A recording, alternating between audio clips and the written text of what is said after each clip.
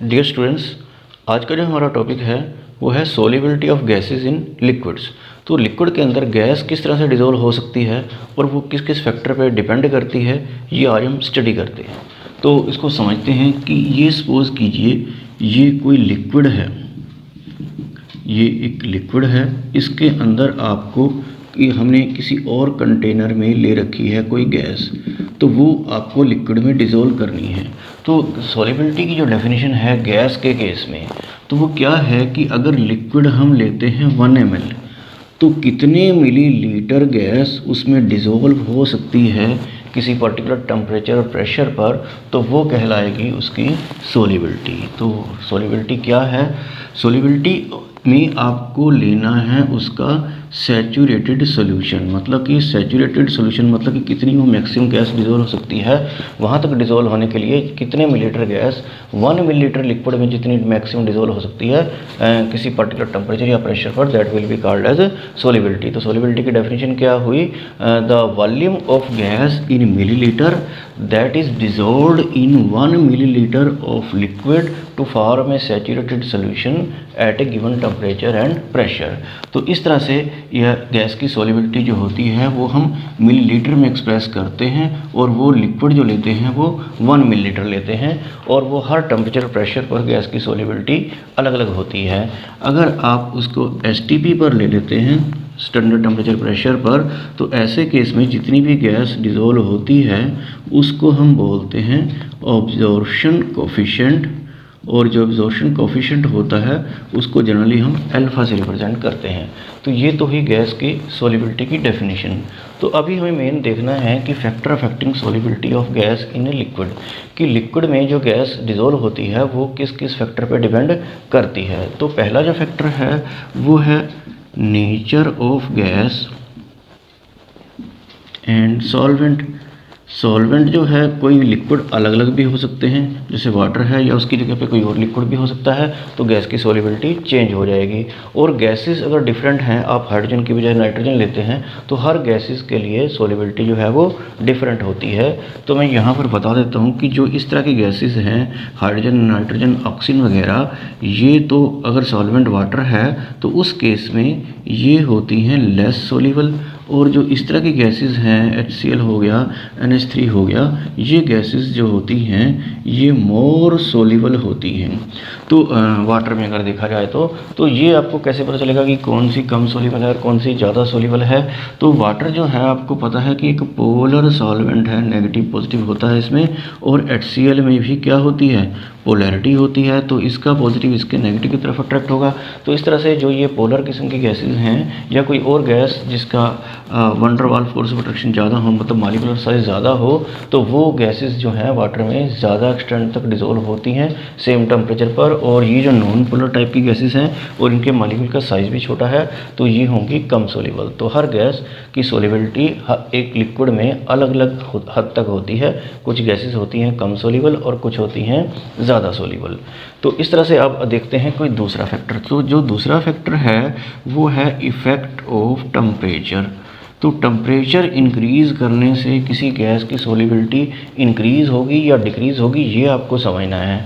तो ये आप आइडिया से भी बता सकते हैं कि अगर किसी लिक्विड के अंदर गैस मॉलिक्यूल है, जैसे सॉफ्ट ड्रिंक होती है, कोल्ड ड्रिंक, उसमें गैस कौन सी होती है? Carbon dioxide. तो मान लीजिए आप कोल्ड ड्रिंक को ऐसे किसी वेसल में गर्म करना शुरू कर दें, तो क्या होगा? गैस तो एस्केप हो जाएगी। तो इसका सीधा मतलब ये हुआ कि टेम्परेचर इंक्रीज़ करने से गैस की सॉल्युबिलिटी होती है डिक्रीज़।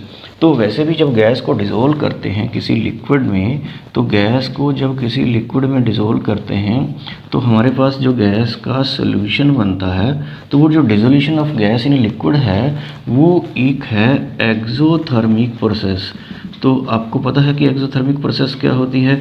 जिसमें हीट क्या होती है? इवॉल्व होती है।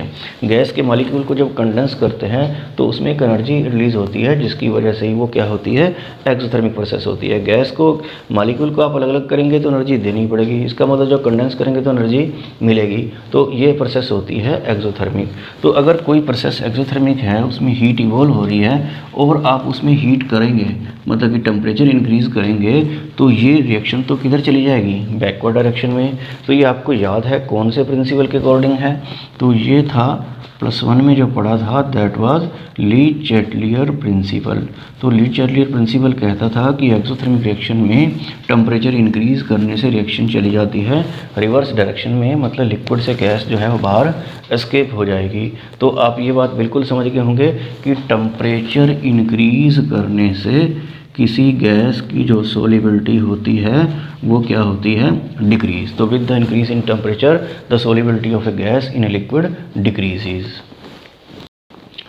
तो आगे हम देखते हैं इफेक्ट ऑफ प्रेशर। तो गैस की सोलिबिलिटी जो लिक्विड के अंदर है उसमें सबसे इम्पोर्टेंट फैक्टर है प्रेशर का। तो गैस की सोलिबिलिटी प्रेशर पर ज़्यादा डिपेंड करती है। अगर आप कोई गैस लेते हैं, एक लिक्विड के अंदर कोई गैस डिज़ोल्व करने की कोशिश करते हैं और ऊपर से लगाते हैं प्रेशर, तो प्रेशर से वो गैस की सोलिबिलिटी जो है वो क्या हो जाएगी, इंक्रीज़ हो जाएगी किसी पर्टिकुलर टेम्परेचर पर, अगर आप टेम्परेचर कांस्टेंट रखते हैं तो गैस की जो सोलिबिलिटी है लिक्विड के अंदर वो प्रेशर पर डिपेंड करती है। इसको एक्सप्लेन किया था हेनरी ने, तो उसको बोलते हैं हेनरीज लॉ। तो हेनरीज लॉ क्या कहता है कि mass of gas dissolved in a liquid at a particular temperature is directly proportional to pressure। फिर कितना जो मास गैस का डिज़ोल्व हो रहा है वो किस पे डिपेंड करता है, प्रेशर पे डिपेंड करता है। तो यहाँ पर हम इसको दोबारा लिखेंगे, तो m जो है यहाँ पर कोई कांस्टेंट ले लेंगे इस तरीके से।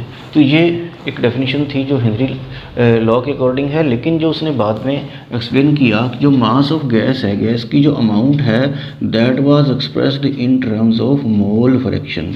तो मोल फ्रैक्शन की टर्म में एक्सप्रेस की गई। मोल फ्रैक्शन को आपको याद है कि हम x से रिप्रेजेंट करते हैं, तो मास ऑफ गैस की बजाय हम लेंगे इसमें मोल फ्रैक्शन ऑफ गैस।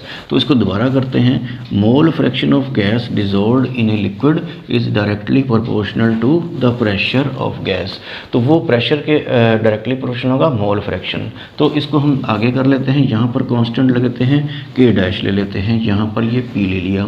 तो अब हम क्या करते हैं, यहाँ पर p कैलकुलेट कर लेते हैं। तो ये 1/k' जो है वो क्या हो जाएगा, ऐसे हो जाएगा x। तो इस टाइप से ये फार्मूला आ जाएगा। तो ये कांस्टेंट जो है एक और कांस्टेंट हो गया, तो इसको हम ले लेंगे pkh × x। तो ये हमारा एक इम्पोर्टेंट फार्मूला है जो आपको लर्न करना है। तो इसमें kh जो है इसको बोलते हैं क्या, हेनरीज कांस्टेंट।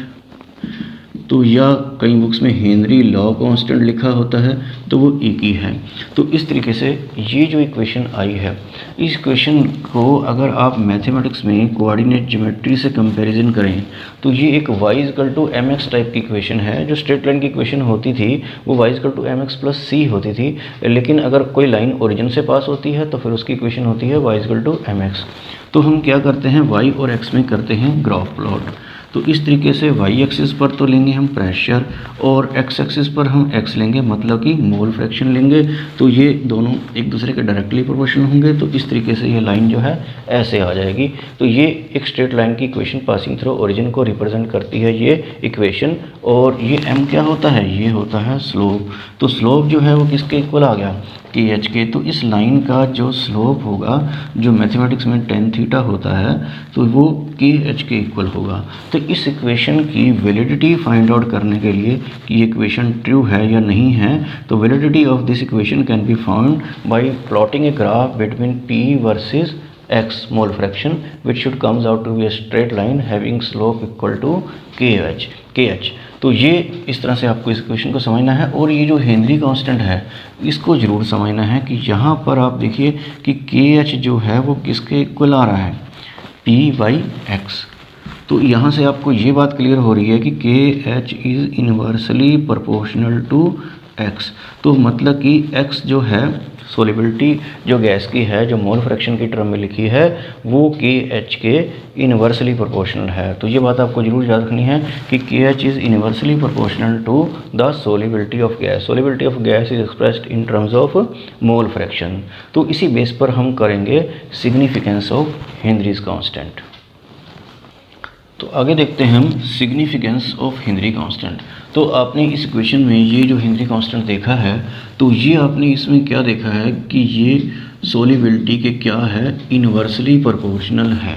तो हमें स्टडी करना है कि ये इसकी क्या, इससे हमें क्या क्या पता चलता है। तो पहली बात तो यही है कि अगर किसी गैस की सोलिबिलिटी ज़्यादा है तो उसके लिए KH की वैल्यू कम होगी। तो अगर KH जो है अगर इंक्रीज़ होता है, किसी का KH ज़्यादा है, तो इसका मतलब उसका क्या है, लेस सोलिबिलिटी है।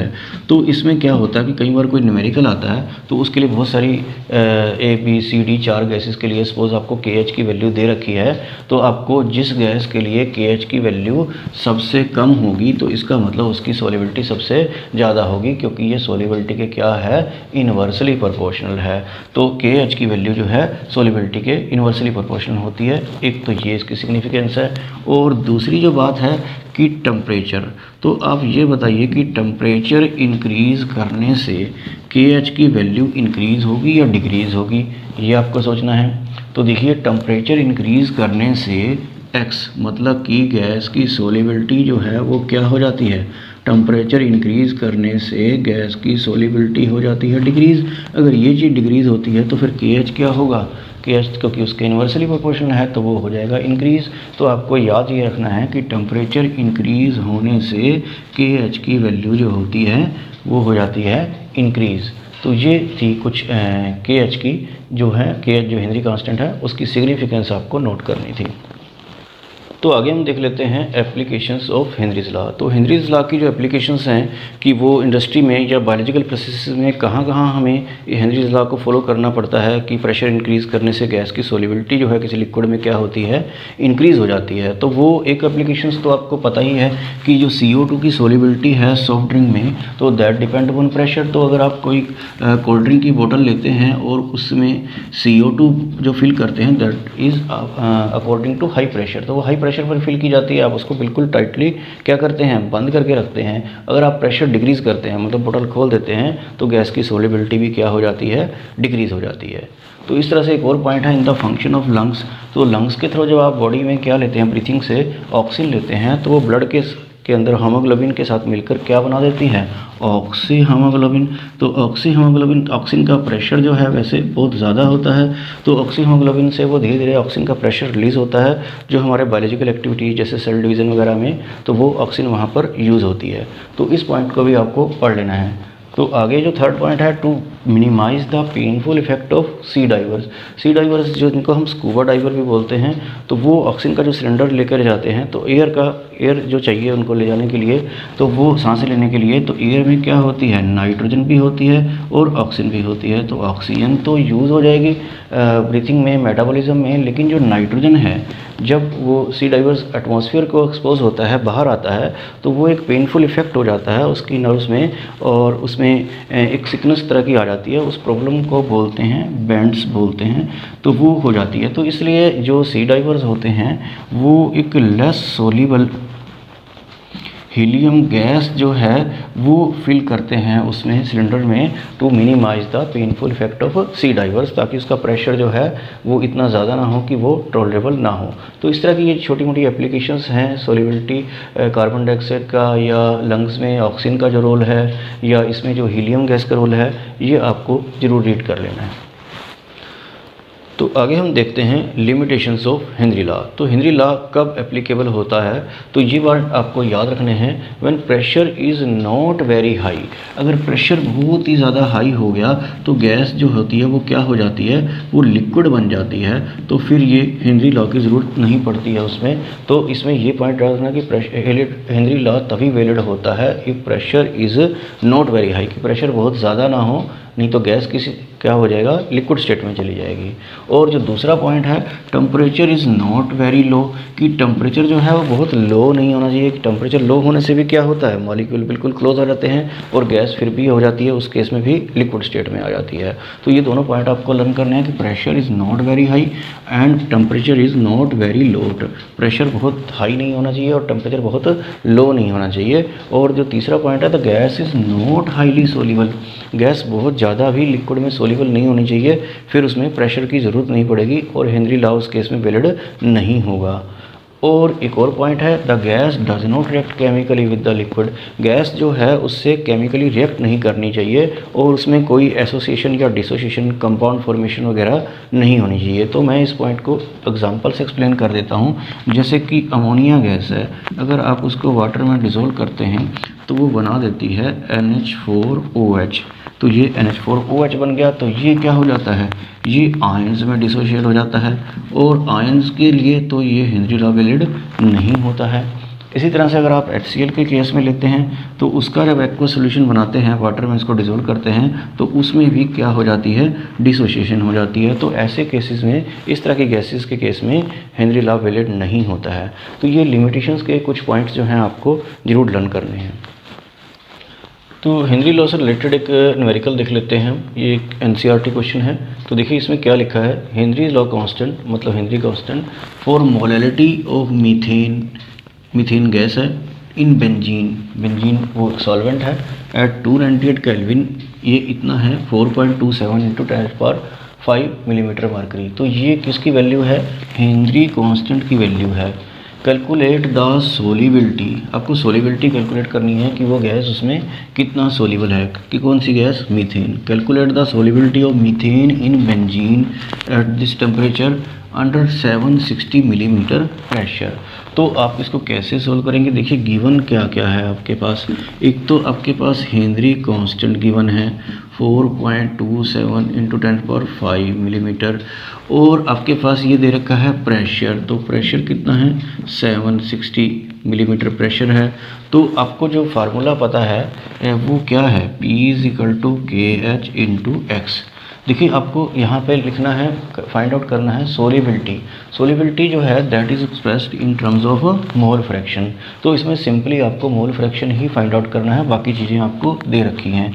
तो मोल फ्रैक्शन जो है वो क्या हो जाएगा, यहाँ से P/KH। तो ये बिल्कुल सिंपल क्वेश्चन हो जाता है, P हो जाता है 760 और ये 4.27 इंटू 10⁵। तो इस तरह से जब आप इसको डिवाइड कर लेंगे तो ये आपके पास आ जाएगा अप्रोक्सीमेटली 1.78 इंटू 10⁻⁻3। तो इस तरह से आप किसी की अगर सोलिबिलिटी फाइंड आउट करनी है तो आपको निकालना पड़ेगा मोल फ्रैक्शन। तो ये एक क्वेश्चन आपको कर लेना है।